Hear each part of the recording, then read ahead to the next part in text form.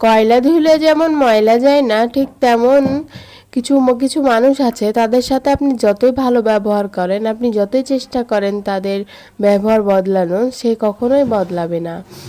তো হ্যালো বন্ধুরা, আসসালামু আলাইকুম, কেমন আছেন সবাই? তো আমি আজকে খিচুড়ি রান্না করছি আর কি। আমি চাল ডাল আগে থেকেই পানিতে সেদ্ধ করতে দিয়ে দিয়েছি। তারপরে তো গুঁড়া মশলা, বাটা মশলা, আদা রসুন জিরে বাটা সব কিছু দিয়ে, পেঁয়াজ দিয়ে একদম সুন্দর মতো নাড়াচাড়া করে নিলাম। আমি খিচুড়িতে মুগের ডাল আর সামান্য পরিমাণ কলাইয়ের ডাল ব্যবহার করেছি। তারপরে তেল দিয়ে দিলাম। আর এইভাবে খিচুড়ি রান্না করলে খিচুড়িটা খেতে বেশ লাগে। খিচুড়িটা প্রায় হয়ে এসেছে, তাই জন্য আমি এখানে টমেটো দিয়ে দিলাম। তারপরে ডাল ঘুটানি দিয়ে ঘুটে দিলাম। যেহেতু আমি ল্যাকটা খিচুড়ি বানাচ্ছি, সেহেতু একটু বেশি ডাল ডাল না হলে হয় না। আর ল্যাকটা খিচুড়ি সেহেতু বেগুন ভাজা তো লাগবেই।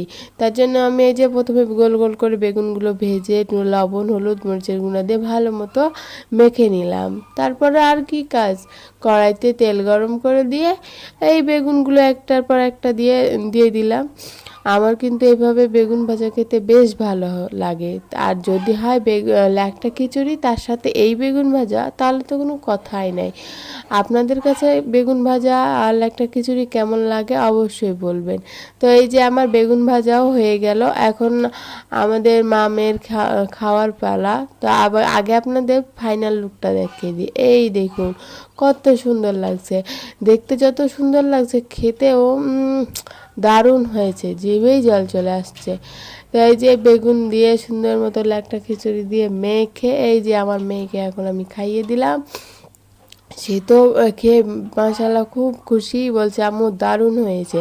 আপনাদের কাছে ভিডিওটি কেমন লেগেছে অবশ্যই কমেন্ট বক্সে জানাবেন। ধন্যবাদ সবাইকে।